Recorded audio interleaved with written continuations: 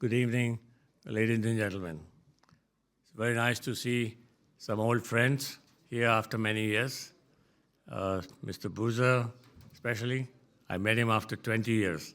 Last time we met was in my house in Pune. Mr. Jupali, the young entrepreneur representing my home group in India, also the backbone of TV9. It was a great pleasure to hear you yesterday and meet with you. Mr. Kasper, the great, there he is. I think he's been the main guy why we are in this arena. Also, he's a good friend of one of my very good friends, Stephen Buchner, who is not here today. He had to go to Oman. Mr. Barun Das, Managing Director of TV9. My friends from the German industry, Mr. Stefan Haluza, Director General of Indo-German Chamber of Commerce, friends from the Indian industry, ladies and gentlemen. I almost consider Germany my second home after India. And it is indeed a great pleasure to address such a distinguished gathering, an audience here in Stuttgart, Baden-Württemberg, the epicenter of European automotive industry and the famous German Mittelstand.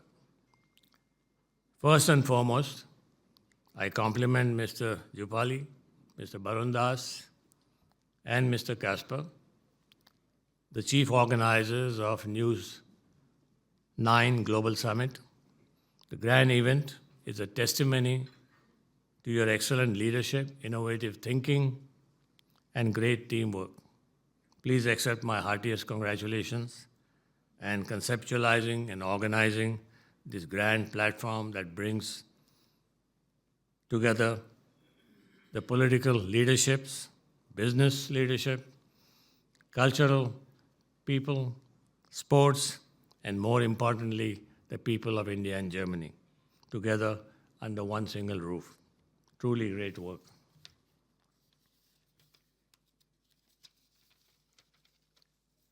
Exactly a month ago, 21st, 22nd October, we marked 20 years of my company, Bharat Forge's footprints here in Germany. It was in 2004 that we had acquired a small business in Ennepetal that was known by the name of Carl Dan Peddinghaus. That was the name of the founder at that time, a very distinguished engineer who had formed this forging company near Dusseldorf. That was followed by another acquisition called Aluminum Technique in Dresden. And eventually this marked a paradigm shift in our company's quest for supplying and being a solutions development partner to who's who of the European automotive industry. For an Indian company, 20 years ago, this was not easy. We were entering uncharted territory. I don't think any German automotive executive ever believed that an Indian company coming out of Pune can supply, let's say, critical automotive components 20 years ago. Today it's a different story altogether. And hopefully tomorrow it'll be another story where we may even do even better things and greater things. Today, 250,000 Indians reside in Germany. Back then, there were only about 25,000. Today, you have restaurants serving Indian cuisine in every major German city. Back then, there weren't any. Most Indians who come here, by the way, don't miss Indian cuisine. They enjoy European food. But we also have a large population of vegetarians who like their curry. Germany in 2004 was the third largest economy in the world. India was not even listed in the top 10. So when we took charge of these operations, there was a lot of skepticism within the management and the workforce. CDP's workforce in Ennepetal was roughly about 550, 600 people. And the skepticism was, here's an Indian guy coming from India. He's going to take our technology, take it to India, take our jobs, and run this company down. And we knew if we had to succeed in the heartland of German manufacturing, and the Ruhr region is the heartland of German manufacturing, at least in the metal area, and like Stuttgart is in the automotive area. We had to first gain the trust of our employees, create a collective new vision together, and chart the way forward to grow the business and win the confidence of our customers.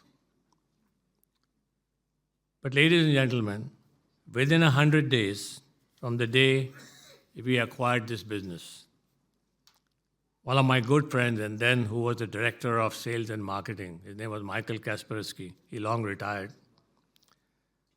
paid glowing tributes to the new organization and acknowledged the technology, discipline, and speed that we Indians brought back in the company that charted the course of profitable growth in the following years.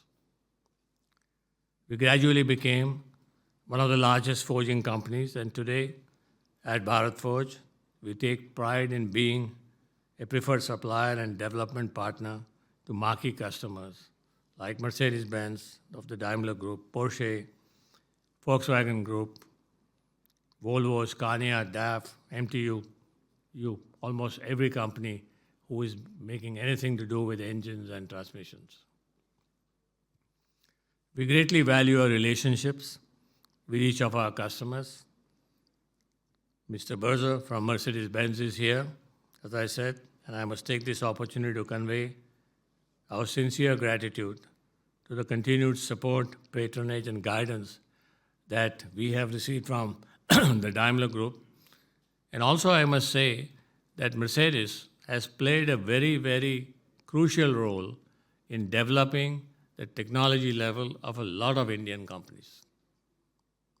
They have manufacturing plants in India, both for passenger cars and for trucks and also for buses. And they have many suppliers and supplier development systems.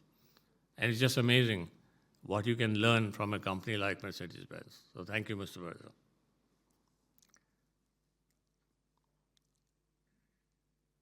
Ladies and gentlemen, what I just narrated, our company's experience in Germany and with German automotive majors, is a small speck in the larger strategic partnership between our two vibrant democracies.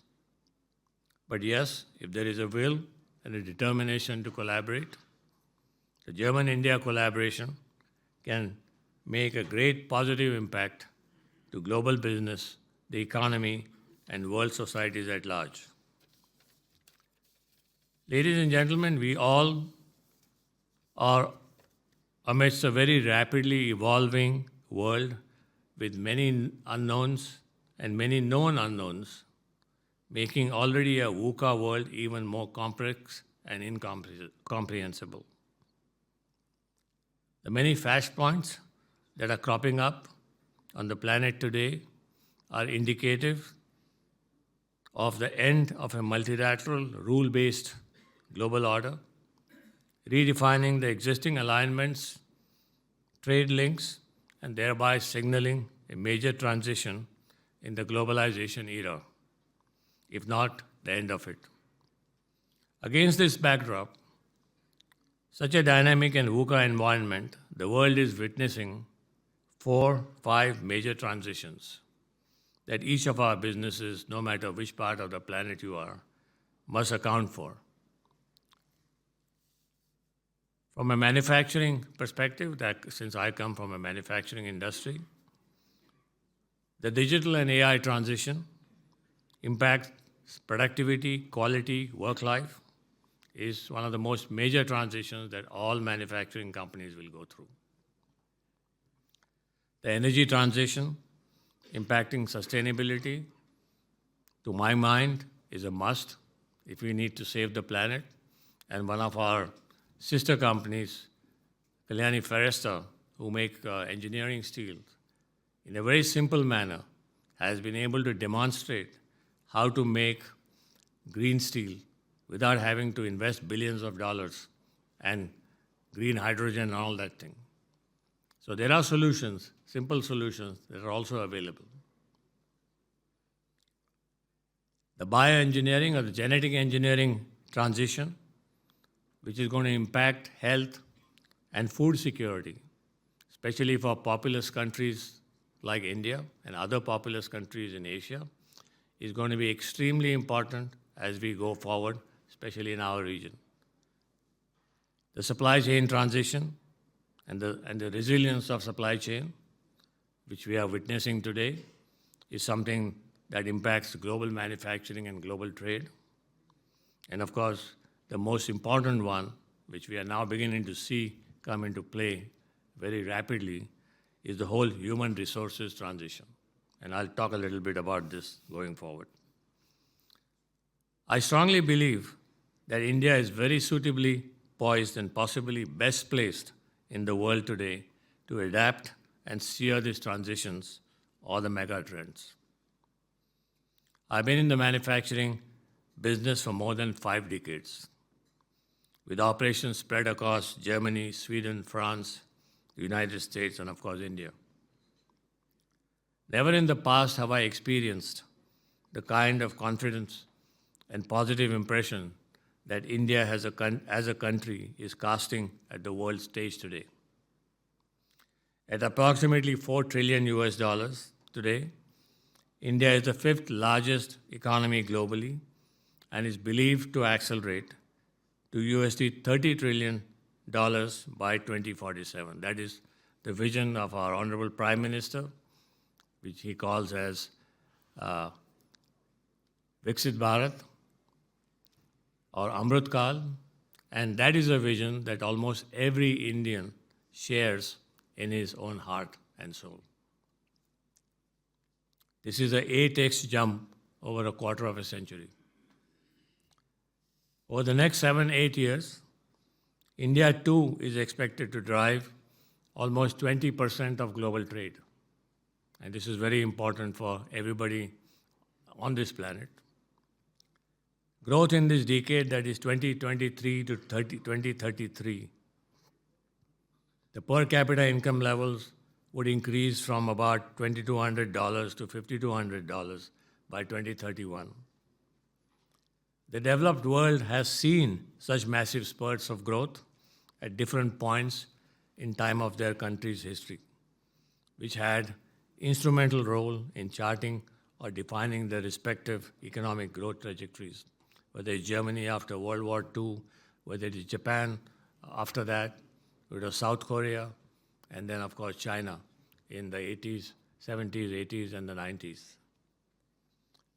India today is at the cusp of a similar transformative economic phase. This massive transformation is throwing up several big opportunities.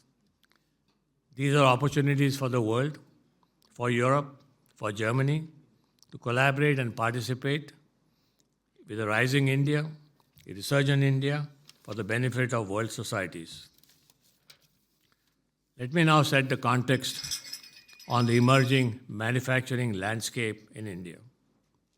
From the year 2000 to 2024, that's roughly about 24 years, India grew from $467 billion to about $3,900 billion, a little less than $4 trillion in GDP. That's about 8x growth in GDP in this 24-year period. Throughout this period, the manufacturing contribution to GDP has remained stagnant, unfortunately, at about 15% of our GDP. That's roughly about from $75 billion in year 2000 to about $650 billion in 2024, approximately 8x. It is therefore very imperative for us to accelerate manufacturing growth in India. If India is set to grow 8 times in the next 25 years, India's manufacturing needs to grow 12 to 15 times in the next 25 years. Roughly almost 2 times, a little less than 2 times of the GDP growth. We understand that we cannot merely afford to be a factory of the world built to print. We also cannot merely afford to be the global capability centers, or GCCs as they are called, for world destinations merely as designed for others. Today, inspired by the Honorable Prime Minister, Sri Narendra Modi's call, we are in India, rapidly moving in the direction of being an innovation-driven economy and a products nation. It is the first time in India that everybody is saying that we now need to become a products nation. We need to design and produce our own products. We are determined to make products designed in India, made in India, for India and for the world. Taking a reference from Minister Vaishnav and Minister Scindia's talks that we heard yesterday in the afternoon, let me reiterate. India recognizes the need to establish a renewed manufacturing ecosystem that is aligned with the future needs of the world, that is competitiveness, ease and speed of doing business, aligned with the UN sustainability goals, and most importantly, relevant in the rapidly evolving digital and AI age.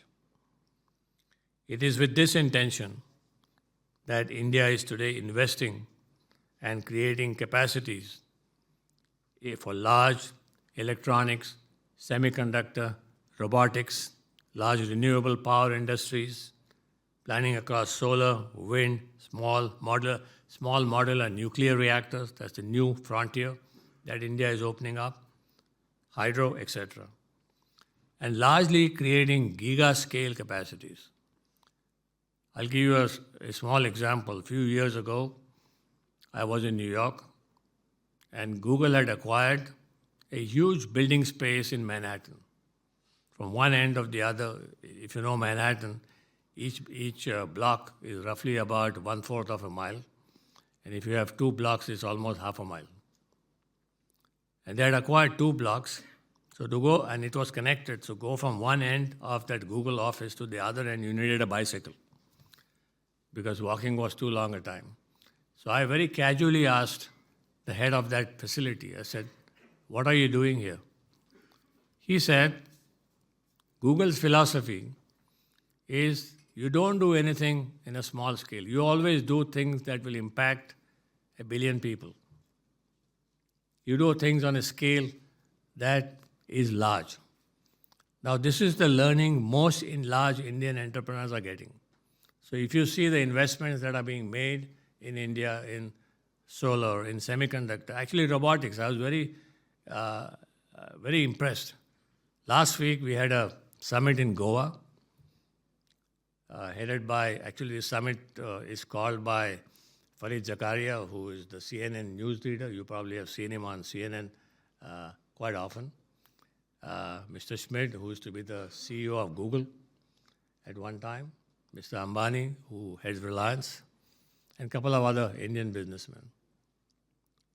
And there, it was surprising to see the kind of work that is going on in India by Indian companies. I won't name the company, but they are building the biggest robotic plant in the world. They will make 20 million robots by 2030, humanoids. I don't think you can see this anywhere, probably only in China. And at a cost which is even more competitive than China. The 6G telecom network is being designed in India right now, as we speak. And by 2030, India will provide technology to the rest of the world for the 6G telecom network. That's how advanced Indian industry is getting. This is all private sector, by the way. I don't want to keep talking about other examples, but there are many, many examples. And therefore, things are moving at a speed in India in terms of technology, in terms of new areas, in terms of new investments at a very, very rapid pace. Recognizing the needs of India as a rapidly growing economy, the Indian government, and you heard this yesterday from Minister Vaishnav, that the three pillars based on which Prime Minister Modi has created the growth perspective for India. One is infrastructure, where the government is investing large amounts of capital in building roads, ports, airports, waterways, and all kinds of infrastructure, urban and rural infrastructure. And of course, then power generation, both renewable, and now I think more moving towards things like nuclear, also moving to biofuels and biogas. And how do we, and creating a system by which better logistics can reduce the cost of manufacturing, can reduce the cost of logistics, and make manufacturing far more competitive.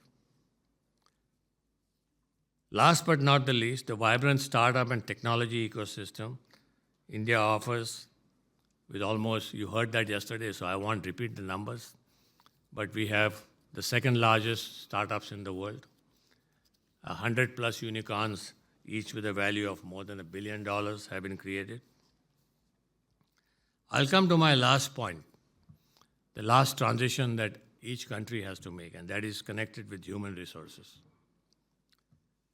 In Europe, we are all staring at a sudden shortage in human resources. In our own factories, in Ennepetal, in Saxony, we can't find people to work. It's a big challenge, and when I talk to my other industry friends, they all have the same problem.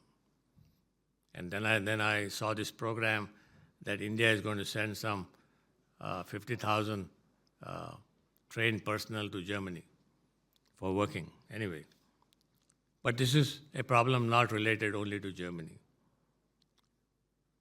The problem is larger. The developed world is engulfed with the problem of low fertility trap.